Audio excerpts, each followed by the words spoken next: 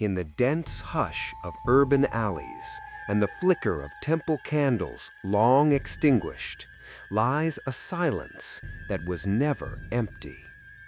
This is Ghosts of Asia, where haunted stories drift through steel and concrete, where spirits do not wait in forests, but in elevators, stairwells, and forgotten apartment floors. Each whisper we bring you is rooted in modern life, but soaked in something older, older than memory, older than death. Here, bureaucracy bleeds into the beyond. Here, a knock at 3:13 a.m. might be someone who never moved in or never moved out. Close your eyes, listen closely, and whatever you do, don't take the elevator alone. Welcome to Ghosts of Asia. Lena moved into Building 46 on a cloudy afternoon when the rain was too light to bother with an umbrella, but heavy enough to soak into the concrete like a stain. The sky hung low over the city, a thick blanket of gray pressing down against the rooftops and wires. The moving truck idled as two young men hauled the last of her boxes through the glass lobby. She stood in front of the elevator, alone now, hugging her coat tighter as a draft whispered down the empty hallway. The building was modern, clean, eerily quiet. No children, no barking dogs, just a low hum of electricity and the faint metallic ping of the arriving lift.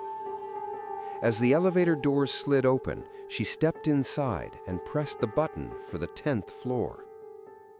Only then did she notice something strange. There it was, nestled between 8 and 10, the number 9, backlit in the same soft amber as the others, but it was dimmer. Not off, just slightly faded, as if the bulb behind it hadn't been replaced in a long, long time. She pressed it out of curiosity. Nothing happened. The button didn't light up, no soft ding, no movement. She frowned, pressed it again, harder this time. Still nothing. She glanced up. The digital display above the door remained fixed, G. She pressed the 10th floor instead. This time the button glowed faint orange. The elevator shuddered, then began its slow, silent ascent. As it moved, she glanced at the glowing panel above the doors. 1, 2, 3. It ticked up, floor by floor. 4, 5, 6. The 9th never appeared. Instead, it went directly from 8 to 10, with no hesitation. Lena narrowed her eyes. Was this just a design quirk? Some buildings avoided the number 4 due to superstition, especially in Chinese complexes, where 4 sounded like death. But 9? That wasn't common. In fact, in many cultures, 9 was lucky. She tilted her head slightly. Then why skip it? The elevator reached the 10th floor with a ding, and the doors opened with a soft sigh. Her new apartment was just across the hall, 1002. Clean, compact, affordable, and most importantly, hers. She'd come to the city to start fresh, to leave the countryside behind, the messy relationships, the whispered judgment of neighbors. Here, among strangers and steel walls, she could disappear into her own rhythm. The days that followed were uneventful. She unpacked, settled in, got used to the quiet hum of the building. There was always something comforting about the anonymity of city living. No one asked where you were going, no one cared who you were. But on the 4th night, something changed. It was past midnight, rain again, harder this time, the kind that rattled windows like fingers tapping to get in. Lena lay awake, unable to sleep, scrolling through her phone when she heard it. Footsteps. Soft, measured, directly above her ceiling. At first, she ignored it, probably the upstairs neighbor. But something didn't feel right. She sat up. There shouldn't be anyone above her. Unit 1002 was the top apartment on her side of the building. Across the hall was Unit 1001, the layout inverted. If someone were walking, it would be on the other side. But these footsteps were centered, pacing, back and forth, back and forth. She slipped out of bed and crept to the living room. The sound was clearer here, slow, deliberate, like someone pacing a confined space. Sometimes they paused for minutes, sometimes they circled. Then humming, very faint, male. A few notes repeated, not a song she recognized, just a low, off-key melody, like someone humming to themselves while doing a chore they'd done 1,000 times. She shivered. The next morning, she visited the management office on the ground floor. The clerk, a tired woman with dark under-eyes and a permanent scowl, barely looked up when Lena asked, "Who lives above me, in 1102? "There is no 1102. She stared. "But there's a floor above mine." "No," the clerk said flatly, flipping through a dusty building registry. "You live on the top one." "What about the 9th? At that, the clerk paused. A beat too long. Then, softly, "No one lives on the 9th. "But there's a button in the elevator. It's there. It just doesn't work." The clerk looked uneasy now. Her eyes flicked to a colleague who subtly shook his head. The woman closed the book. "The 9th floor is sealed. Has been for years." "Sealed?" asked Lena. The woman didn't respond, just stood, suddenly busy, pretending to sort papers. Lena stepped back, unsettled. Later that night, she couldn't stop staring at the ceiling. The footsteps returned at 2:12 a.m., pacing, humming. She recorded it on her phone, played it back. The audio was faint, a low creak of floorboards, a distant voice, but it was real. She uploaded it to a noise forum, asking if anyone recognized the melody. Within hours, she got a reply. "That's not a melody. That's a morning chant. We used to hear it in my grandmother's building, right before someone died." Lena didn't sleep that night. The next evening, she waited by the elevator, watching it rise and fall with deliveries, commuters, old couples returning for dinner. At exactly 3:13 a.m., she tried the button again. The 9th floor. Still no light, still no sound. But as she turned to leave, the elevator dinged and stopped at 9. The doors remained closed. No one exited, no one entered. She backed away, heart pounding, the silence pressing in like fog.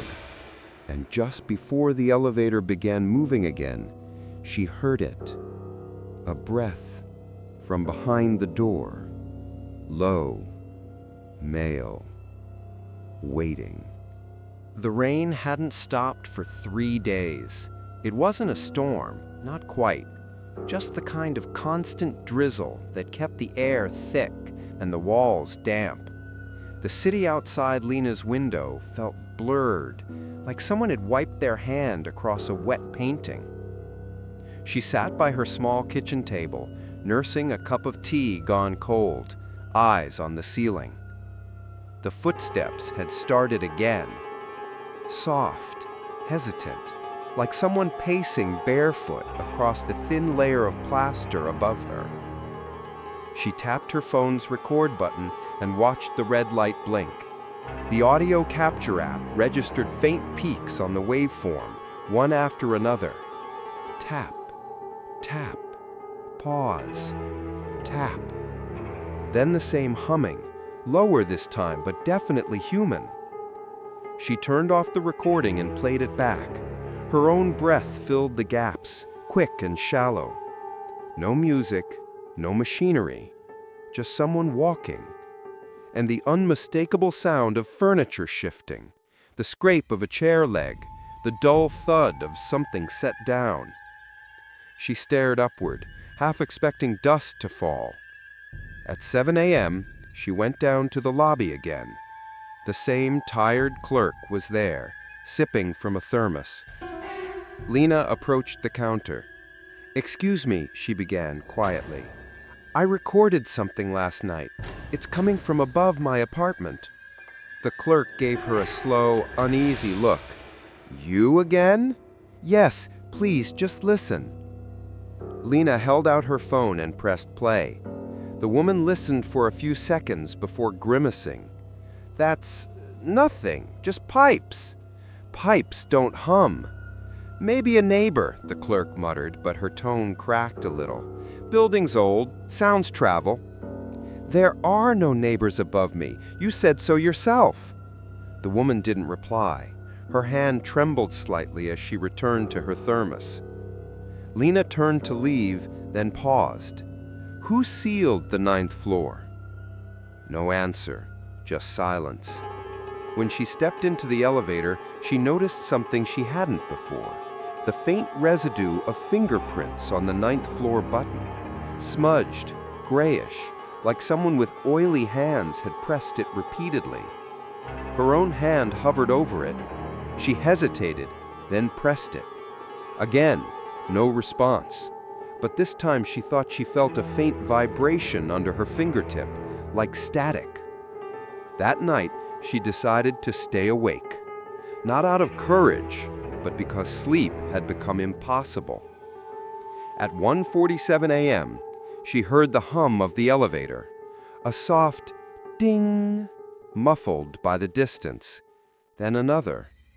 The elevator wasn't going up or down, it was looping. 8, ding, 10, ding, 8, ding, 10, ding, over and over. Then silence, followed by the faint creak of footsteps above her. Lena's breath caught. She opened her audio recorder again and started narrating softly, as if speaking to herself. 2:03 a.m. The sound is directly above my living room. I think it's coming from a small area, maybe an apartment the size of mine. The steps move from left to right, pause, then return. I can hear humming again. She froze. There was another sound now, not just humming. Something like dragging. Slow, rhythmic, heavy, as though someone were pulling something across the floor. She swallowed hard, inching closer to the window. Outside, the city lights flickered under sheets of rain. But inside was worse. She could hear breathing, shallow, uneven, right above her ceiling. "Hello?" she whispered, her voice trembling. The silence was total, crushing. Then as she took a cautious step backward, a single knock echoed through the ceiling. A single, deliberate thud. Her cup shattered on the floor. The next day, she went upstairs to the 10th floor, thinking she might triangulate the sound. She knocked on the door directly above her own unit. 1002's mirrored twin, 1001. An elderly man answered, his face thin and pale, his expression nervous even before she spoke. "Sorry to bother you," Lena said softly. "Have you heard anything strange at night from above?" The man hesitated. His eyes flicked upward, then quickly back to her. "No," he lied, voice tight. "Nothing. Because He stepped closer, lowering his voice. "If you hear footsteps, don't answer." "Answer?" "The ceiling, the knocks." His face went pale. "They're not meant for you."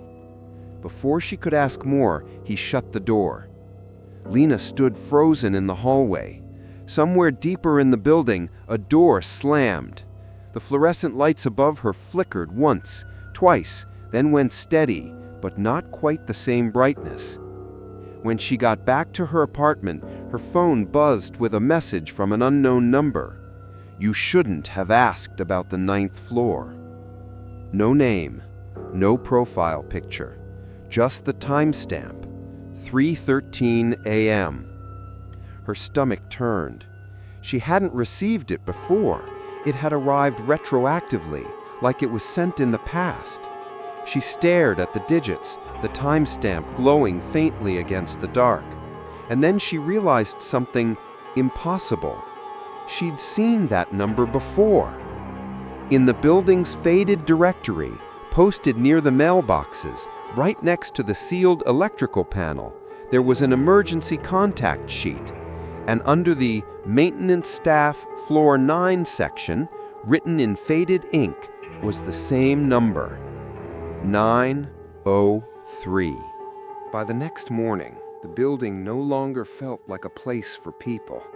It felt like a filing cabinet, orderly on the outside, hollow in the middle. Lena waited until the clerk took her afternoon break. The office door was ajar, the hum of the ceiling fan drowning the faint city noise. She slipped inside quietly, pretending to browse the notice board while her eyes followed the rows of dusty filing drawers behind the counter. The old computer on the desk was still on, the cursor blinking in an open spreadsheet titled Resident Registry. She leaned closer. 10 floors, 20 units. Except there was a hidden scroll bar, faint and narrow at the bottom of the screen. Lena slid it once to the right. A gray column appeared, half erased, its header overwritten by static characters. 9th floor, status decom. Her heartbeat quickened. She clicked it. Only one cell held data. Unit 903, tenant Ong Wei Shan. Occupancy start 1999. Status active. Active. Not archived, not deleted. Active. She scrolled for more, but the page froze. The cursor blinked, then the text glitched. One by one, the letters faded until the screen turned black. Behind her, a printer woke from sleep mode and began spitting out a single blank sheet. She turned, trembling, and saw something faint on the page. A watermark barely visible under the office light. It was a number, 903. That evening, Lena cornered the night security guard as he made his rounds. He was old, his uniform hanging loose on his shoulders, eyes heavy from decades of sleepless watches. He listened without interrupting while she explained about the record, the humming, the sealed door. When she finished, he simply exhaled. "I told them to erase it years ago," he murmured, "but some files don't stay deleted." "What do you mean?" "The man who lived there," the guard said softly, "Mr. Ong, maintenance chief, worked here since the building opened. Everyone knew him until the renovation in 2004. "What happened?" He stared at the elevator doors, their brushed steel surface reflecting the dim corridor light. "One day he stopped showing up. They said he'd retired, but no one ever processed his resignation. His paycheck kept being deposited every month for 20 years. Lena's mouth dried. "Someone must have noticed." "They did," he interrupted. "They tried to check the floor, but the stairwell door was welded shut, and the elevator," he hesitated, "it only opens there at night." The hallway seemed to darken as he spoke.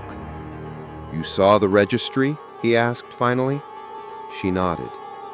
He lowered his voice. "Then he's seen you now." Unable to sleep, Lena opened her laptop. She typed Ong Wei Shan, Building 46, Records into a search bar. No results. She tried again on social media. Nothing. No photos, no relatives, no obituary. It was as if the man had existed only within the walls of this building. She leaned back in her chair, massaging her temples. The rain had returned, the soft, endless kind that blurred the streetlights into orange halos. The hum of her refrigerator mixed with the whisper of the storm. And then, faintly, a notification popped up on her screen. Incoming file, maintenance log 903.txt. She froze. No sender, no timestamp.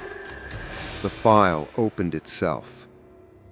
Log, entry 09, floor, maintenance. Lights, checked. Corridor, stable. Occupant, still present. Do not disturb. Her fingers trembled as she scrolled. Log, entry, October 13th, 2004.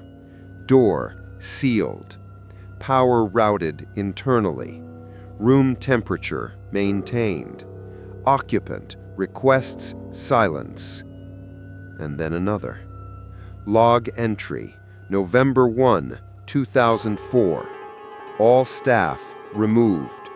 Only one remains. I will watch over them, he said. Her cursor hovered at the bottom of the page. The final entry blinked in fresh gray text, newly written. Log entry, tonight. New occupant inquiring. Lena, Unit 1002. Curiosity confirmed. Permission to observe granted. OWS 903. Her breath hitched. She slammed the laptop shut, backing away from the desk. But before she reached the door, a faint tap echoed from the wall beside her. Once. Twice. 3 times. The same slow rhythm from the ceiling, only now it came from inside the wall. She pressed her ear against the paint. Silence. Then a whisper, like air leaking from old pipes. Don't look for me. She stumbled back, heart pounding. The ceiling light flickered, dimmed, and for a heartbeat she saw it. A shadow cast on the opposite wall, the outline of a man in a work uniform, head tilted downward, as if studying her. Then nothing. Only the hum of the refrigerator again. Only her reflection in the dark glass of the window, pale, trembling, and suddenly unsure if she was still alone. The next morning, Lena decided to speak to the people who had lived in Building 46 longer than she had. If the 9th floor was once open, someone, anyone, should remember. The lobby smelled faintly of bleach and rainwater. Old flyers curled at the edges on the notice board. Piano lessons, lost cat, tenant meeting postponed. Beneath them hung a yellowed photograph of the building when it first opened, all glass and confidence. 10 floors were clearly visible, but between the 8th and 10th rows of windows there was a narrow band of dark glass, one that didn't reflect anything. A whole corridor swallowed by its own shadow. Lena took a photo of the photo, then climbed the stairs. On the 6th floor, she met Mrs. Chen, a retired teacher known for watering her plants at impossible hours. The old woman listened to Lena's question without surprise. "The 9th floor?" Mrs. Chen whispered. "Ah, yes, but that was a long time ago." "You remember it?" Mrs. Chen smiled sadly. "We all remember him." "Who?" "The man in the yellow shirt." Her voice faltered at the word man, as if she wasn't sure that was still what he was. "He was always cleaning something, polishing the handrails, sweeping at night. Polite, quiet. I used to greet him every morning when I took the stairs. He never replied, but..." She paused, eyes distant. "He always smiled. Too long, like he didn't know when to stop." Li Na's stomach tightened. "Do you know what happened to him?" Mrs. Chen shook her head. "One day he was just gone. Then the 9th floor closed, and soon people stopped mentioning him. It's strange. Sometimes I forget his face, but not the shirt. It was always yellow, faded like sunlight through dust." As Li Na turned to leave, the old woman added quietly, "If you see him, don't smile back." That night, Li Na couldn't shake the feeling that someone was pacing outside her door. The footsteps came and went, always stopping right in front of her apartment before retreating toward the elevator. She never heard the doors open. When she finally gathered the courage to look through the peephole, the corridor was empty, except for something lying on the floor near the opposite wall. A single yellow button. Plastic, aged, cracked through the center. She picked it up with trembling fingers. It was cold. Too cold for something that had been sitting in an air-conditioned hallway.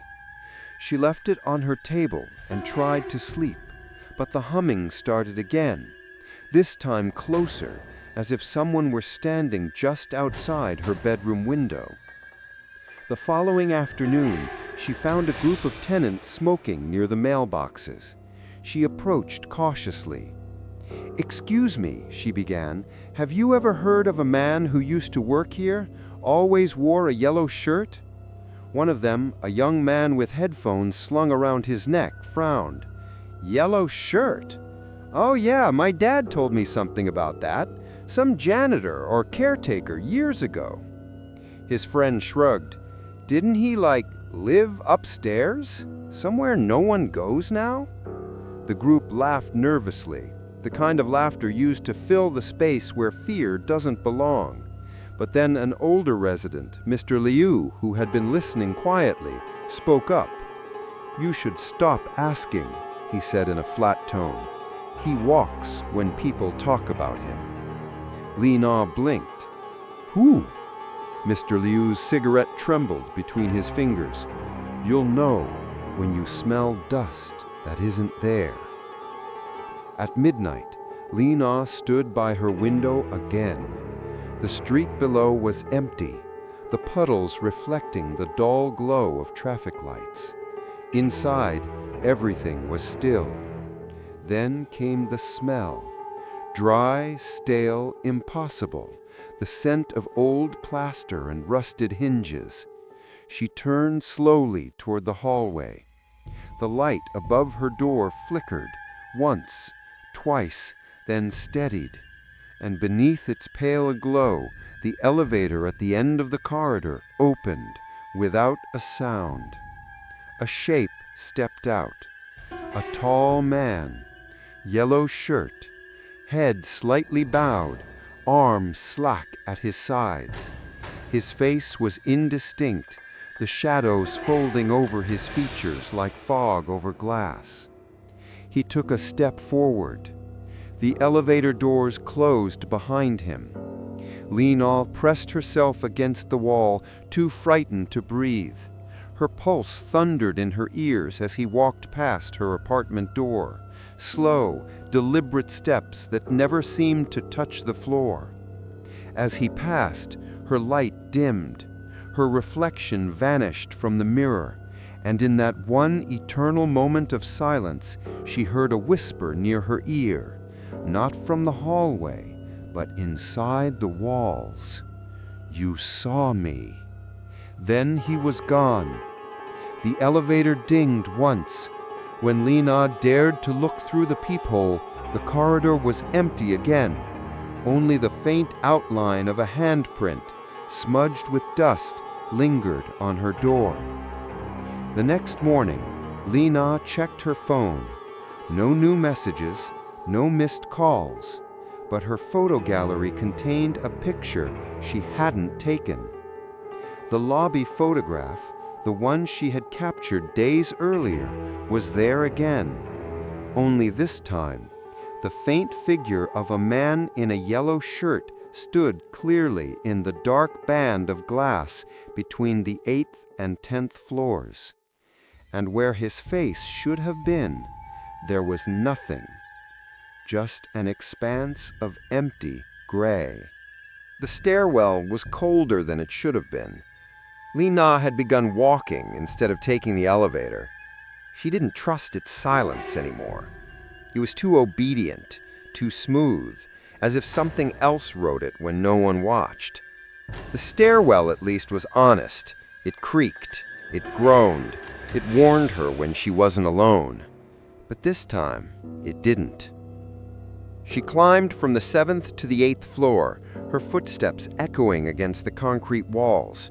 Her hand grazed the metal rail. The lights buzzed overhead, casting long shadows that stuttered with every blink. And then, between floors, she saw it. A narrow landing that wasn't there before. There were no floor numbers, no painted stencil or lit plaque. Just an old metal door, sunk slightly into the wall, its paint the color of ash. It had no peephole, no buzzer, just a handle, corroded, sealed with time and rust. A small black plaque above it read, "Service access, 9th floor, authorized maintenance only." Li Na's breath caught. She placed a hand on the door. The metal was freezing. Beneath her palm, the surface vibrated gently, like a machine running deep below. She pressed her ear to it. Silence. And then humming.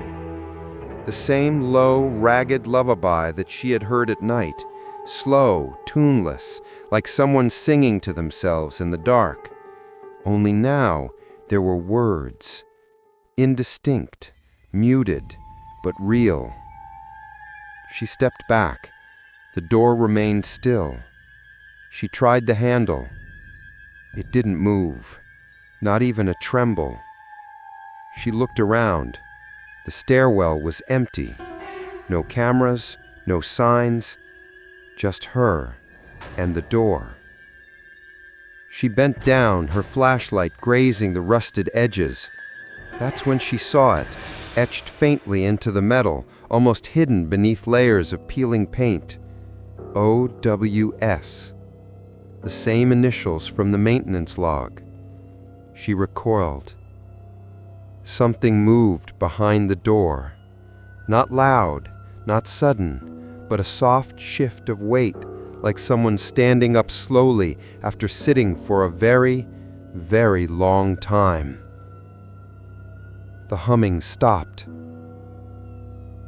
Then came the whisper. Not a word, not even a breath, just the sound of something leaning close, listening. She ran, all the way to her apartment, past the quiet doors, past the blinking elevator that seemed to sigh as she passed. She slammed her door shut and locked it twice. For hours she sat in silence. Then the questions came. If the stairwell had an access door to the 9th floor, why was it hidden? Why had no one reported it? Why had the plaque not been removed? And what was waiting behind it? The next day, she returned with tools. She told herself it was curiosity, but deep down it was recognition. The man, the yellow shirt, the slow humming, the fading handprint, he wasn't just haunting the 9th floor. He was watching her, waiting. And Li Na wanted to know why. She brought a crowbar and flashlight. The stairwell was empty again. Even the usual building hum seemed to vanish as she approached the landing. She touched the handle. Still cold.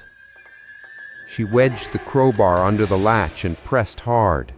Metal screamed. Paint cracked. The air grew thick, sour. With a final pull, the latch snapped free, but the door still wouldn't open, as if something on the other side was holding it shut, not with force, but with will. Li Na stepped back, panting. Then the lullaby began again, clear now, as if sung just inches from the other side. Close your eyes, don't make a sound. Floors forget, but I'm still found. Her knees trembled. Her flashlight flickered. The door never opened, but the air felt thinner now, like something was seeping through the edges of the frame. Something old, something patient. And then, her phone buzzed. A new voicemail. Unknown number. Shaking, she put the phone to her ear and pressed play. Don't use the stairs again. A male voice, calm, whispered. And at the end, a faint laugh. Familiar. Not malicious. Almost resigned. As though he'd been waiting too long and no longer cared if she heard him. That night, the elevator button for floor 9 lit up on its own. She watched it flicker from across the corridor. Once, twice, then go dark. The next morning, the utility door was gone. She returned to the same stairwell landing. There was no plaque, no metal. Just smooth concrete wall, as if it had never existed. But on the floor where the door had been, lay something new. A key. Old. Brass. Teeth worn flat from decades of use. And a single tag attached to it in faded plastic. 903. Li Na hadn't planned to return to the stairwell that week, but the key on her table refused to be ignored. Every night she heard it slide slightly, the soft scrape of brass against wood, as though it shifted by itself when she wasn't looking. It was on the 5th night that she noticed the tag's writing had changed. Where it had once read 903, now the faint impression of new letters pressed through the plastic. OWS, authorized. She didn't sleep. By dawn, she decided to speak again with the only person who seemed to know more than he would say, the old security guard. The lobby was nearly empty, just the hum of the building and the smell of rain-soaked concrete seeping in through the glass doors. The guard was at his desk, newspaper folded in half, cup of tea untouched beside him. "You still here?" he murmured without looking up. Li Na placed the key on the counter. "I found this." For the first time, he looked at her properly. His eyes flicked to the brass, then to her face. "Where?" "In the stairwell, between 8 and 10. There was a door, a service door. Now it's gone." He sighed slowly, closing the newspaper. "I was afraid of that." "What is it?" "The building forgets sometimes," he said softly. "Walls shift, doors seal, but it never loses its keeper." "Mr. Ong?" He hesitated. His hand trembled slightly as he reached beneath the desk and pulled out a thick, water-stained notebook bound in cracked brown leather. He whispered, "I kept this. I wasn't supposed to." He slid it across the counter. The front cover read in embossed letters, "Maintenance Log, Floor 9, Ongoing." She flipped it open. The first page was dated 1999. The handwriting was careful, steady, all in black ink. April 2nd, 1999. Light fixtures replaced. Floor temperature stable. Occupant satisfied. April 3. Water leak resolved. Quiet hours maintained. Noise complaints equal 0. April 4. Tenant insisted on remaining alone. Respect granted. Line after line, year after year, every entry signed OWS. "Who wrote these?" she whispered. The guard's eyes glistened. "He did, until the day the floor was sealed."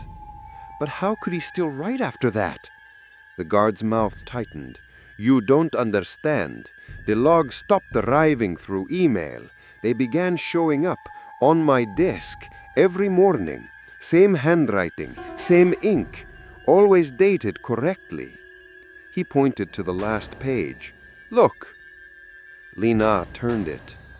The paper was fresh, too clean to be 20 years old. Entry, October 19th, 2025. Inspection complete. New tenant active. Lina, Unit 1002. Noise detected. Observation approved. Status, watching. Her hands trembled. "That wasn't there yesterday," he said. "It appeared when you asked about him." Thunder rolled outside. The lights in the lobby dimmed for a moment. Lina stared at the logbook. The ink was wet, fresh. She looked up, but the guard's chair was empty. "Sir?" Silence. She stood, scanning the lobby. The front doors were locked. The cameras above the desk blinked red. The tea beside the newspaper was still steaming. And then, from the intercom speaker mounted on the wall, a voice drifted through the static. "Maintenance to lobby. Inspection in progress." It was calm, male, familiar. She froze. The intercom crackled again. "Key received. Access granted." The line went dead. She bolted to the elevator, slamming the G button. The doors hesitated, then opened with a hiss. She stepped inside. Her reflections shimmered in the mirrored wall, warped by the dull fluorescent light. The 9th floor button glowed faintly, though she hadn't touched it. Her finger hovered. The elevator began moving, upward, on its own. 8. Ding. 9. Ding. The doors opened into darkness. For a long moment she stood frozen, her heart a fragile drum inside her chest. Then she lifted her phone and turned on the flashlight. The beam revealed a narrow corridor, long and dustless. The walls were painted a pale yellow, old paint peeling in sheets. The floor tiles gleamed, as though just freshly mopped. Every door she passed bore the same number. She reached the end. A single wooden door stood half open, a faint light flickering within. On the wall beside it hung a clipboard. Her name was written at the top of the newest page. Inspection report, Lina, pending evaluation. Inspector, OWS. Her breath came shallow and fast. Inside the room, something moved. A shadow crossing another shadow. Then the sound of a chair scraping lightly against the floor. She took one step closer. Through the half-open door, she saw him. A man in a faded yellow shirt, sitting at a table cluttered with old notebooks. His back was to her. He was writing, slowly, steadily, as though her presence meant nothing. The pen stopped. Without turning, he spoke.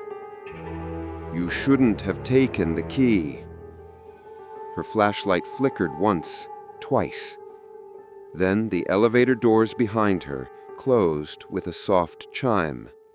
When Lina opened her eyes again, she was back in her apartment. The key lay on the table, cold as ever. The logbook was gone. But her phone displayed a new note in the recorder app. Audio entry, 9F, maintenance log. Duration, 0009 min. A low male voice humming, then whispering, "Floor 9 is never empty." She returned to the 9th floor when the building was at its quietest, 3:13 a.m. That was always the hour, not midnight, not the witching hour, but that strange time when the city paused to catch its breath and silence settled like dust in forgotten corners.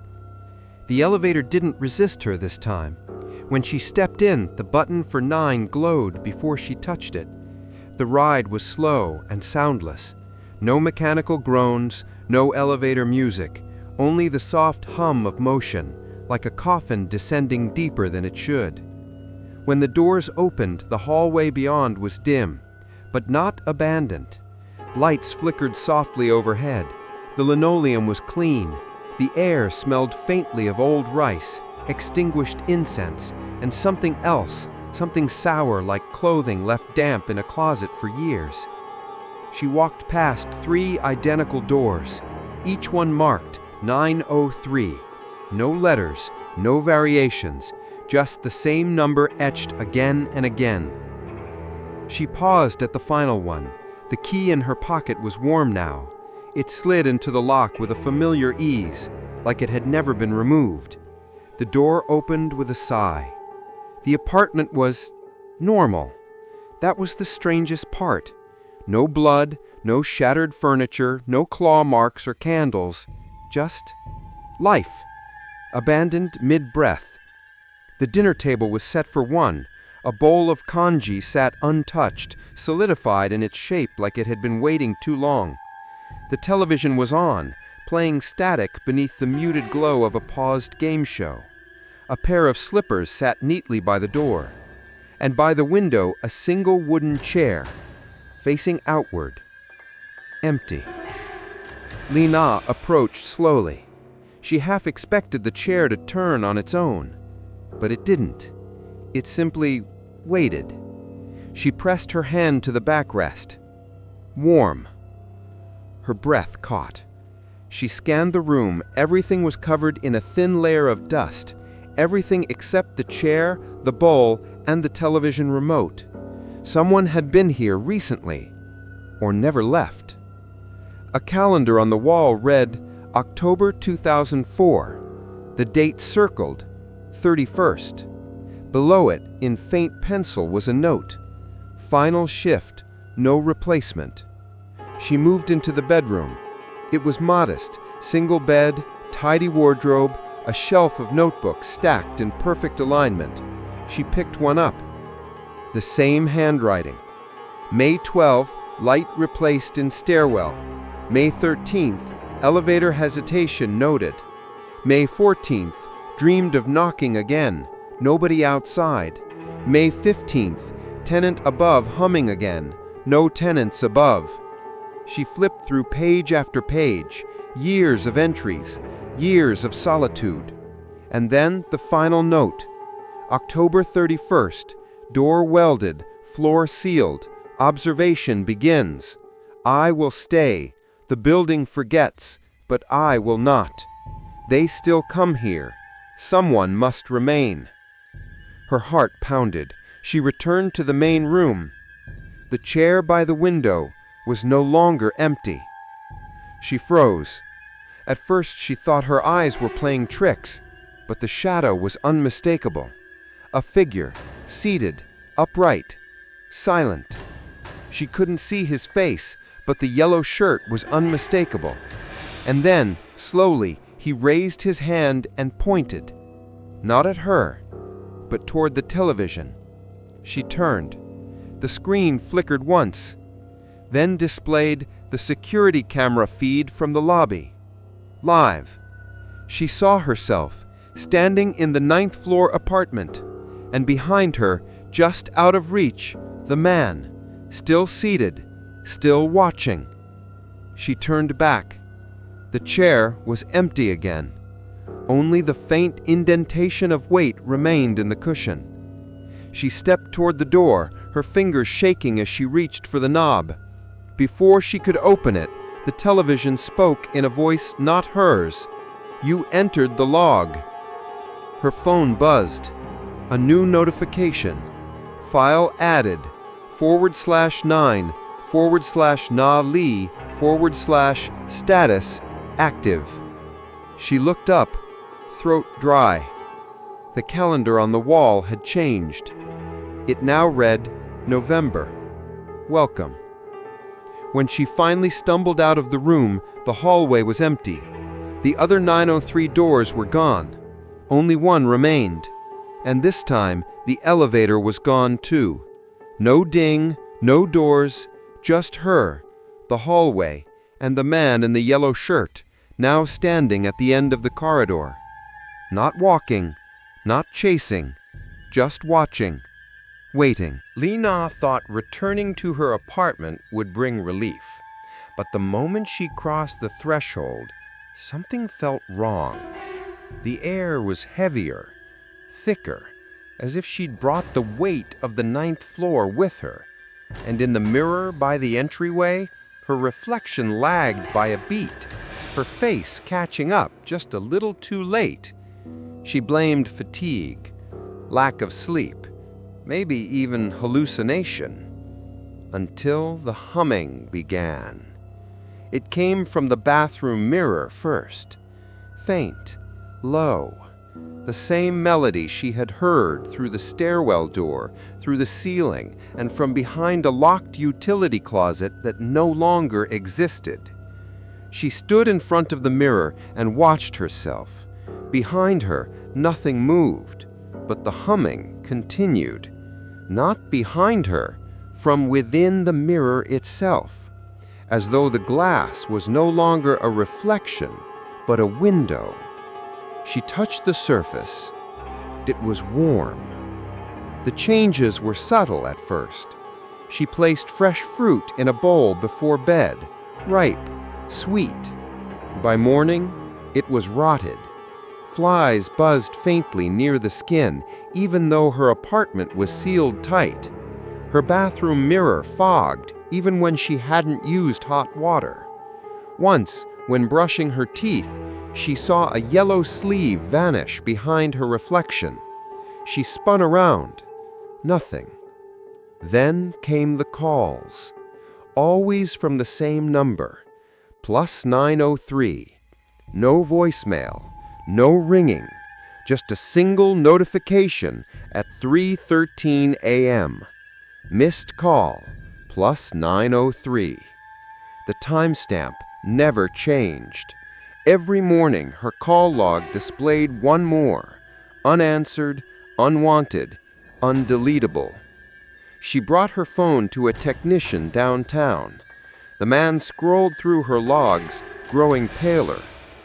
"Where did this come from?" he asked. "I don't know." He connected the device to his monitor. "It's not from any network. There's no carrier associated."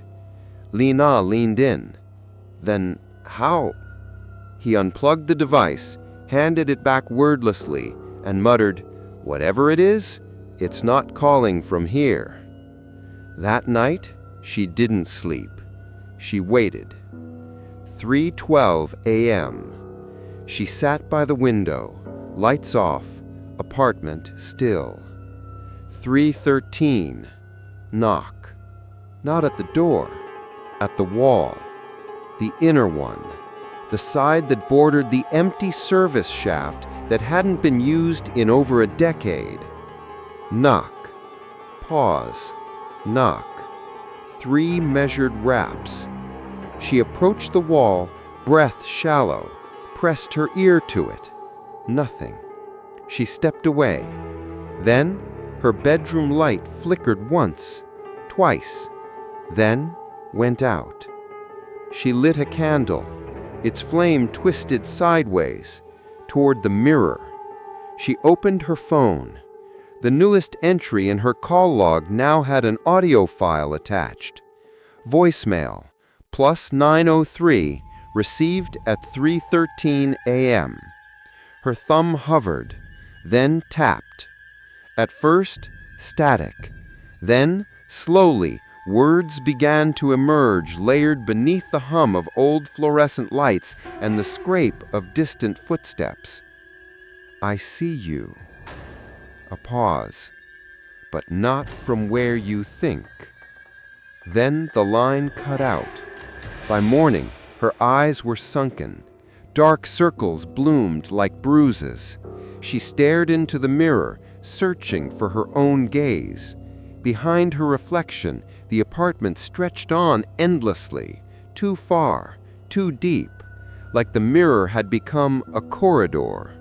She blinked, and for a heartbeat, the man in the yellow shirt stood behind her. No face, just the shirt. Then nothing. She packed a bag that evening. She would leave, book a hotel, call someone, anyone. But when she opened the front door, the hallway had changed. Longer, dimmer. At the far end, the elevator door stood open. The panel above it read 9. She stepped back and shut her door. The knock came an hour later. Not at the door this time. From inside the apartment. Soft, polite. From the closet. She opened it slowly. It was empty, mostly.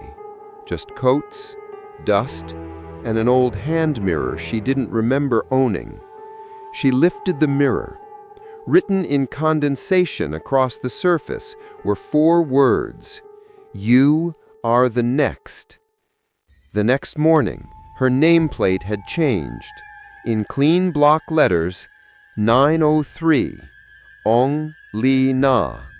And beneath it, smaller, floor technician. The days after her name appeared on the door passed like fog, thin, unreal, slipping through her hands before she could prove they had happened. Her neighbors had grown quiet too. The old woman on the 6th floor stopped watering her plants. The young couple from 802 moved out one dawn without a word, leaving their key on the lobby counter. By the end of the week, half the mailboxes were empty. It was as if the building was exhaling its people one by one. Only Li Na remained, and something that hummed when she closed her eyes. She went to the city property office on a gray morning when the light felt too thin to be real. The clerk was new, a young man with headphones hanging around his neck. "I'm looking for information about a resident," she said quietly. "Building 46, floor 9? He looked up sharply. 9? "Yes, there was a tenant, Ong Wei Shan." The man frowned, typing. Keys clacked like distant footsteps. "That building was condemned in 2004. Officially, it only has 10 occupied floors. But it did have a 9th. He hesitated, then leaned forward, lowering his voice. "We got an order to purge those records years ago, but the database still glitches sometimes. There's one entry that can't be deleted." He turned the monitor so she could see. On the screen, Unit 903. Status, occupied. Last inspection, pending. Tenant, Li Na. She felt her breath catch. "That's my name." The clerk blinked. "You work there?" She stared at him. "I live there." He went pale. "Then you shouldn't." Back at Building 46, she found the lobby deserted. The security desk was empty, the air thick with the scent of old rain and bleach. The elevator doors stood open, waiting. For the first time, she saw that the floor display above it no longer showed numbers, just a steady glowing 9. She didn't step in. She took the stairs. Each landing felt heavier than the last, as if gravity thickened the higher she climbed. On the 8th floor landing, she stopped. The wall beside her was cracked, faintly, but long and deliberate, a seam running from floor to ceiling. She pressed her palm against it. Something pulsed beneath, like a heartbeat. She found the old guard again in the basement records room. He was sitting among boxes, surrounded by decades of dust and paper. A single bulb swung above him. "You were right," she said softly. "The 9th floor still exists." He didn't look surprised, only tired. "They tried to quarantine it," he murmured. "After the fire." "What fire?" He sighed. "A small one, contained before it spread. But the smoke didn't come from burning wood. It came from inside the walls. They said the wiring was to blame, but when they opened it up, they found rooms." Rooms? He nodded. Walls built over other walls, doors that led to nowhere, and a chair, still warm. Her mouth dried. And Mr. Ong? The guard looked up at her, his eyes glassy and far away. He refused to leave, he whispered. Said the floor was still occupied. Said if he left, the others would forget how to stay. Others? He nodded toward the ceiling. Tenants. The ones who never checked out. That night, Lina couldn't bear to sleep. She walked the halls, flashlight trembling in her hand. Every apartment door she passed bore faint scratches, long looping curves that might once have been numbers. When she reached her own door, she noticed the nameplate again. The metal had darkened. The second line had changed. Supervisor, OWS. She stepped back. The hallway light buzzed once, then went out. From the darkness ahead came the shuffle of soft footsteps. Not approaching, not retreating, just pacing, like someone trapped in repetition. She whispered, "What do you want?" The air shifted. From down the hall came his voice, calm, almost kind. "I want you to remember." The following morning, she returned to the property office. The young clerk was gone. His desk sat empty except for a single folder placed neatly in the center. Her name was written on the tab. She opened it. Inside were photographs, black and white, blurred by age. Images of the 9th floor during inspection. The first photo showed the corridor. The second, a man in a yellow shirt standing beside the utility door. The third showed a woman. Her face half turned, mid-movement. Her own face. Same eyes, same expression, same fear. Underneath, a faded note. Inspection record, 9F occupant Li Na. Still active. Do not evict. She left the office and never went home that night. But as she walked through the city, she noticed something strange. Every building she passed seemed to have a dark band of windows between floors, unlit, silent. And in each one, if she looked long enough, she saw the faint outline of a man in a yellow shirt, standing perfectly still, watching, waiting for her to come home. Lina had stopped trying to convince herself this was normal. But some habits die hard, and one of them, buried deep in her upbringing, was the belief that answers could be found in records, neat rows of data, names in black ink, systems that filed everything in order. So she chased paper. The electricity company's office was colder than it needed to be, humming with fluorescent lights and sleepless clerks. She waited in line with her folder clutched to her chest. Inside it, copies of her lease, her building code, and a printed screenshot of her power bill from the last 3 months. When it was her turn, she stepped up to the counter. "Yes?" the woman behind the glass asked without looking up. "I'm here about an error in billing," Lina said softly. "It's about a unit that shouldn't be active." She slid the page across. The clerk frowned, adjusting her glasses. "Unit 903? There's no error. It's current. Auto-paid monthly." "By whom?" She clicked, scrolled, clicked again. "Government-linked municipal account. City maintenance fund. It's flagged as classified. No action required." "Classified?" Lina stared. "Yes, it's been that way since 2004. The same year the floor was sealed. "Can I see the transaction source?" The woman hesitated. "I'm not supposed to." "Please," Lina whispered. "Just look."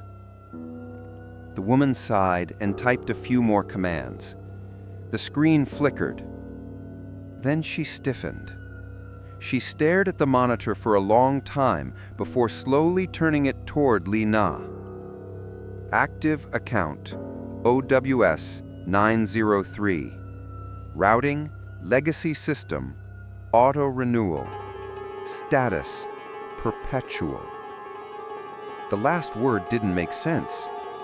Perpetual? Li Na echoed. The woman nodded slowly, voice barely above a whisper. That means the account doesn't expire. It was coded to always remain in good standing, forever. Who approved that? Whoever built the system. Li Na stepped back. A screen behind the clerk, mounted high on the wall, suddenly glitched, just for a second, a frame of static. Then it displayed the building directory of Building 46, 10 floors. But now, in the top corner, a tiny blinking light appeared beside floor 9. Occupied. She went to the water company next, then the property manager, then the municipal clerk's office. All gave the same answer. Yes, that unit is still serviced. Yes, fees are paid. No, we can't trace who's behind it. It's built into the system. It just happens. One man, older than the others, leaned close and whispered, "We've tried to remove it before. Every time the system resets itself, 903 reappears, paid in full. No overdue charges. Always current." Back at her apartment, she flicked the light switch. It didn't respond right away. Instead, the overhead bulb pulsed twice, a warm yellow glow, almost nostalgic. Then steady light. The same yellow as his shirt.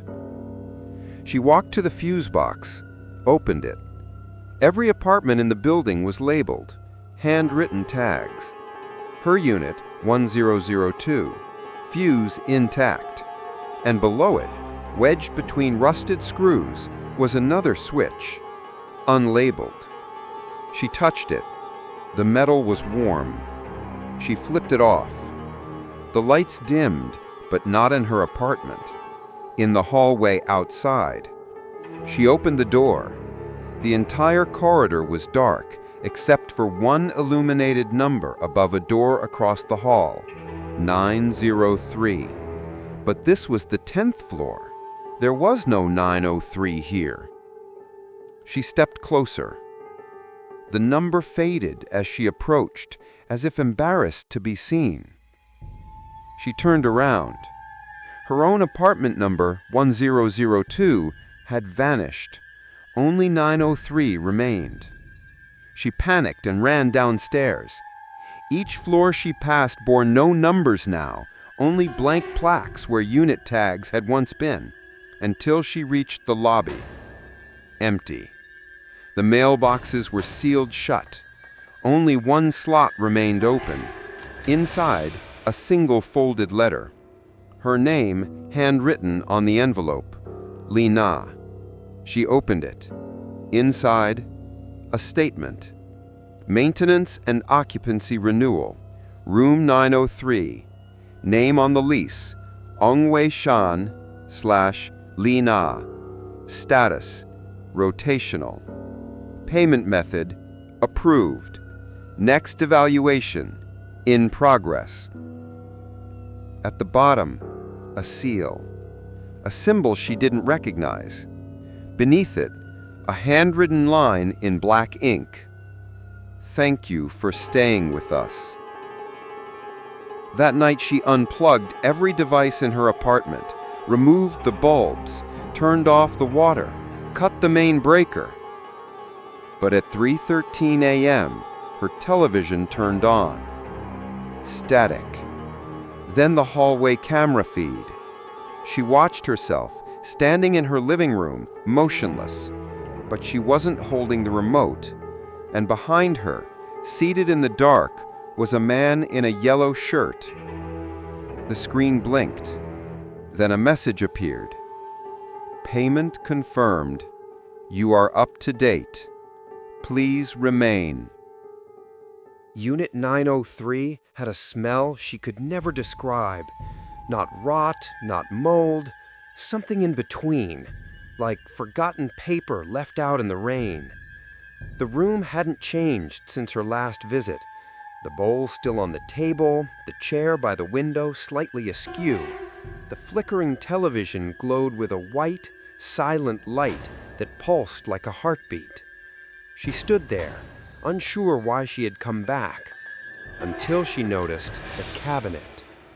Low to the ground, hidden beneath a threadbare cloth, its doors were thin and warped, as if swollen from time and silence. She knelt and opened them slowly. Inside, a stack of belongings, precisely folded towels, an old uniform with a name tag, Ong W.S., and at the very bottom, wrapped in plastic, an old leather photo album. She pulled it out. The cover was faded blue, the kind sold in department stores decades ago. A sticker on the back still bore the price tag, 1800, peeled but stubborn. She opened it. The first image was a group photo, 10 people, staff members judging by the matching uniforms and lanyards. They were standing in the lobby of Building 46, but the background was brighter, newer. A bouquet on the counter, balloons, opening day. But every face had been scratched out, deliberately. Some deep enough to cut through the photo paper, as though the image itself had been wounded, except for one. The man in the yellow shirt. He stood on the far left, apart from the group, not smiling, not posing. His hands hung at his sides. His head was tilted just enough to feel wrong. His face was untouched, clear, crisp, watching. She turned the page. Another event, a holiday party. Red lanterns strung from the ceiling, a banner reading Mid-Autumn Togetherness. The residents were holding mooncakes, smiling toward the camera, children waving. Every face scratched out. Every single one. Except for him, always in the back corner, always standing, always staring at the lens as if he were looking through it and into her. Page after page, tenant gatherings, cleaning staff photos, inspection reports, even birthdays. Everyone defaced. Only he remained, unchanged, untouched, not older, not younger, just constant. Lina flipped faster now. The images blurred together. The man, the yellow, the stare. One page made her pause. A birthday celebration. A child, maybe 6 or 7, opening a box. A cake with white icing, balloons. And behind the child, a woman kneeling. Her face was not scratched out, because it was hers. Lina. Not similar, not a look-alike. Her. Same mole above the lip, same scar near her collarbone. She reached out and touched the image. The page was warm. She turned the last few pages slowly. The final photo was recent. A hallway camera still, dim, grainy, time-stamped, 3:13 a.m. She was standing in front of her apartment, back to the camera, and just behind her, barely visible in the shadows, was the outline of a man, half inside the wall. And just beneath the image, someone had written in perfect block letters, "She remembers, like me." She closed the album. Suddenly the apartment felt smaller, the ceiling lower, the light dimmer. From behind her, the chair by the window creaked, slowly, softly. She turned. It was empty, but the curtains fluttered though the windows were sealed shut. She picked up the album and walked to the door. As she turned the knob, something clattered to the floor behind her. A photograph. New. Fresh. She picked it up. It showed her standing at the cabinet, holding the album. A photo of right now. The timestamp said 3:12 a.m. She turned. The TV turned off. The apartment went still. And just before the door clicked shut behind her, she heard the shudder of a camera. She couldn't explain what compelled her to try again. She had sworn she wouldn't. Not after the voices, not after her name appeared on the lease, not after she found herself in a photograph she'd never taken. But some part of her knew the 9th floor wasn't a place you entered. It was a place that called you when it was ready. And on this night, at 3:12 a.m., it called. The elevator was waiting. She stepped in. The lights above flickered just once. Every floor button had gone dark, except one. 9. It pulsed faintly, like a slow heartbeat. She didn't touch it. She didn't have to. The doors slid shut behind her, silently, and the descent, or ascent, began. But the elevator didn't move in any direction. It drifted. The numbers above didn't change. The floor count disappeared. The hum of the motor stopped. The silence grew dense. The air inside thickened, as if she were underwater. Then, with no sound, the doors opened. The 9th floor. Or something like it. She stepped out, and her foot sank slightly into the carpet, too soft, almost wet, like soil pretending to be fabric. The hallway was longer now, stretched. Flickering bulbs buzzed overhead, some dim, some pulsing in silent rhythm. All the doors read 903. Some were closed, others slightly ajar, but all of them hummed faintly, like they were breathing. She turned to look behind her. The elevator was gone, replaced by a blank wall. She walked slowly, counting her steps. The air was dense with the scent of old incense and forgotten cleaning chemicals. Faint sounds emerged as she moved past the doors, laughter behind one, typing behind another, crying behind a third, like memories trapped in rooms. She passed a window. Outside, there was no city, no night sky, just fog. And within it, shapes, standing still, dozens, maybe more, facing the building, all wearing yellow shirts, all looking up. At the end of the hallway stood a door, slightly open. She pushed it wider. Inside was a room identical to hers, 1002.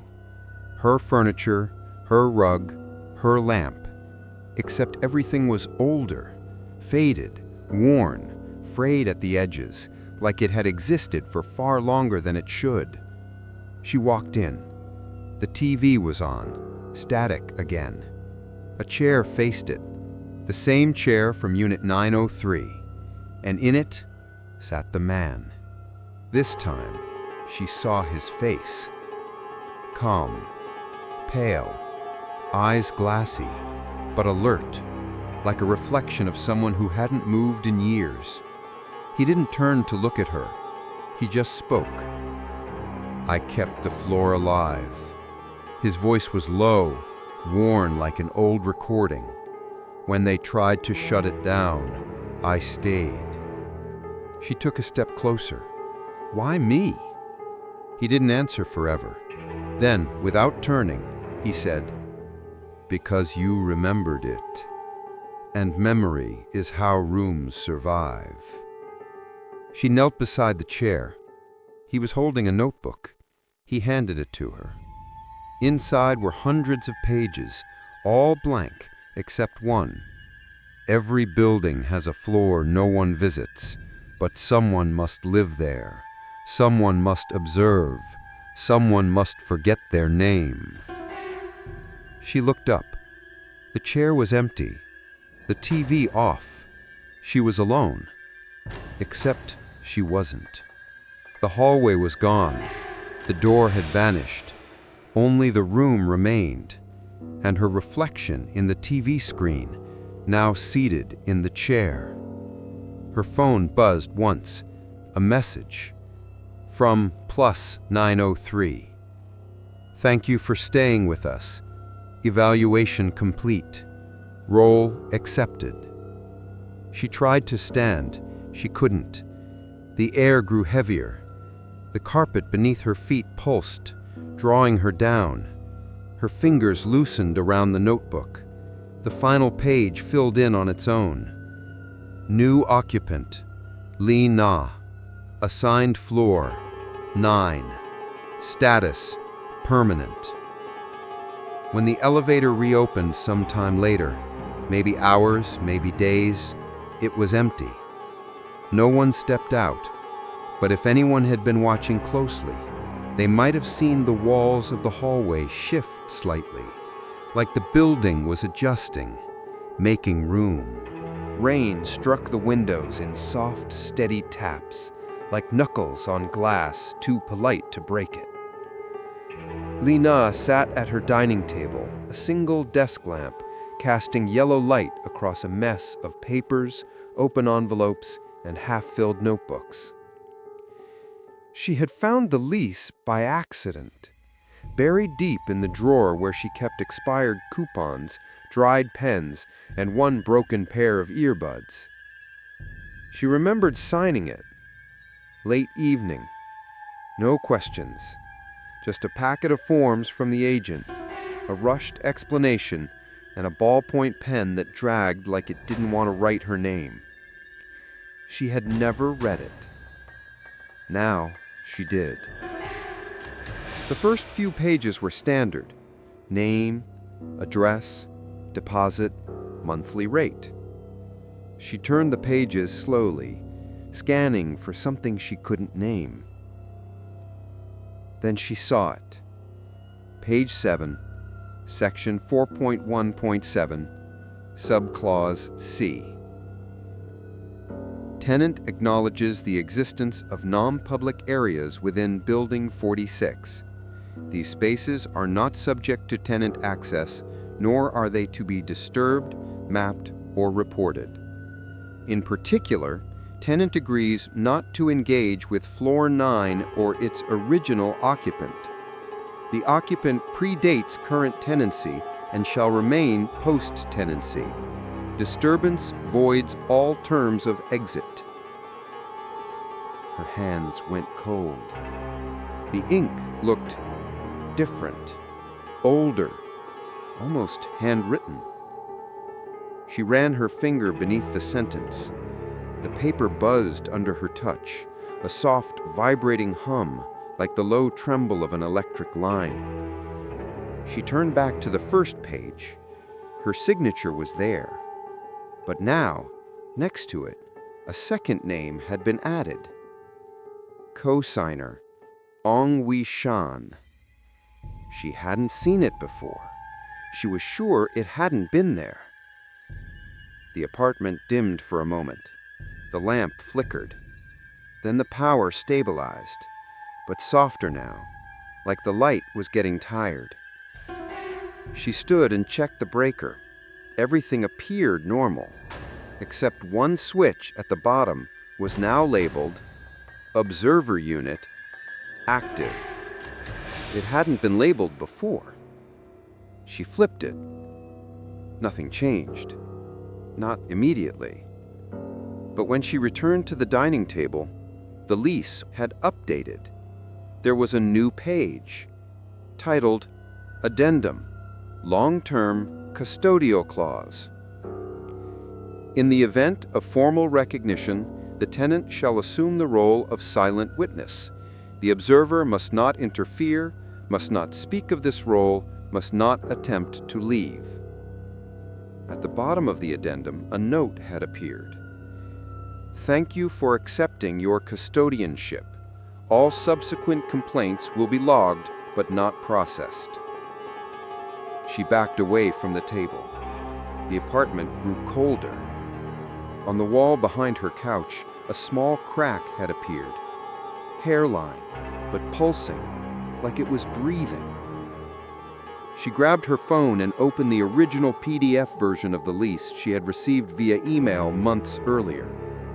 She searched for clause 4.1.7. It wasn't there.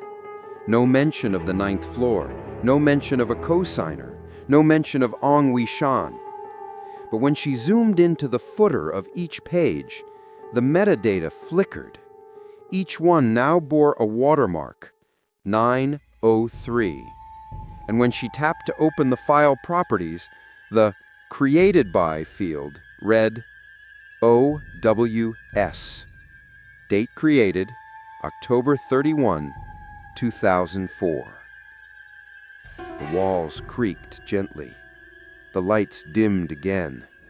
Somewhere beneath the floorboards, humming began. Faint, slow, patient. Then, a knock. She turned toward the door, but the knock didn't come from the hallway. It came from inside the apartment, from the coat closet. She approached slowly, her lease clutched tightly in her hand. When she opened the door, it was empty, almost. Only one thing sat on the floor, a clipboard with a blank form waiting. Observer Transfer Application. If you wish to appoint a replacement, please write their full legal name and address. By writing their name, you accept responsibility for the transition process. Her fingers twitched. She closed the closet. Behind her, the lease on the table had turned to its final page. This agreement is not terminated by death, only by forgetting. She didn't sleep that night. Instead, she sat at the table reading her name over and over until it looked like someone else's. And outside, on each floor, the lights flickered in rhythm, all at once, like the building was nodding, accepting her, one breath at a time. Li Na didn't remember leaving the building. Not really. One moment she was at the table, her name staring back at her from the lease, carved into clauses older than she could trace. The next, she was outside, shoes soaked from city gutters, hands shaking. Dawn was breaking, pale and reluctant. She looked back at Building 46. It was ordinary again. Lights on, lobby calm, pigeons resting on window ledges. No sign of the man in the yellow shirt. No sign of floor 9. She walked away and didn't stop. Weeks passed. She changed her number, blocked the +903 calls, moved in with a friend on the other side of the city, avoided elevators, avoided the dark. But she never slept through 3:13 a.m. That time always woke her, like a timer set inside her. And each time she expected to hear humming. Sometimes she did. Sometimes it was worse when she didn't. 2 months later, someone else moved into Building 46. Her name was Mina Chen. She was young, fresh out of university. She'd found the listing on an old forum, archived years ago. A studio apartment, high floor, affordable. Unit 1002.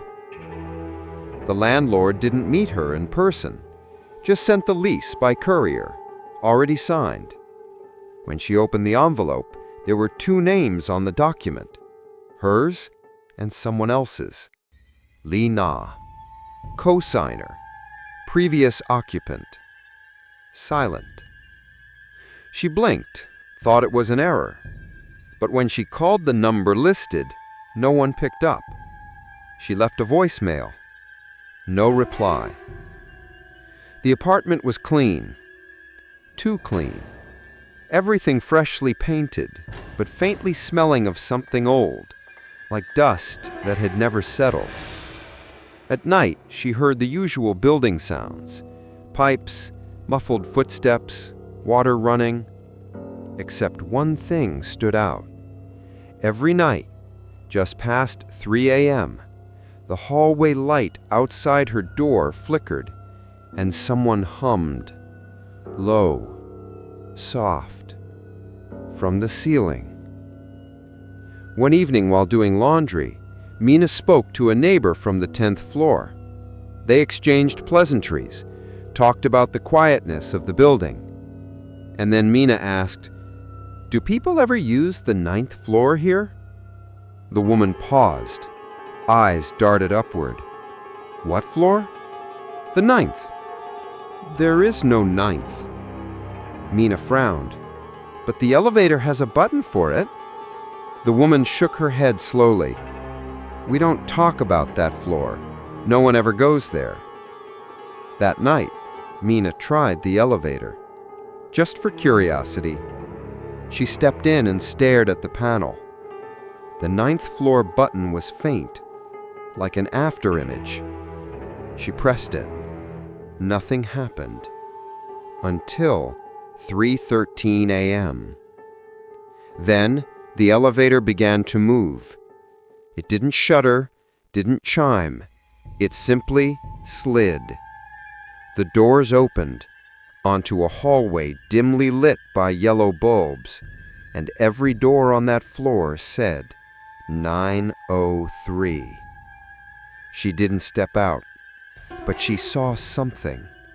At the far end of the hallway, a figure, sitting in a chair, facing a television, back turned, hair long, still, humming softly. Not a man, not anymore. She hit the close button, hard. The doors shut. The elevator returned to 10. Mina didn't speak of it again, but from then on, she avoided the stairs. And she never asked why on the building directory, Unit 903 always listed a resident. Lee Na. Status: permanent observer. Payment: up to date.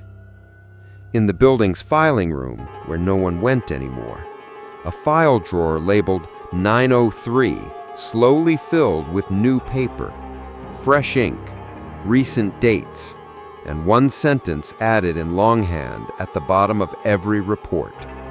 She stayed so others wouldn't have to. Sometimes, just before sunrise, when the world is holding its breath, you can hear humming from the walls of Building 46. And if you press your ear to the door of 903, you'll hear a woman's voice say, "Don't worry, I'm still here."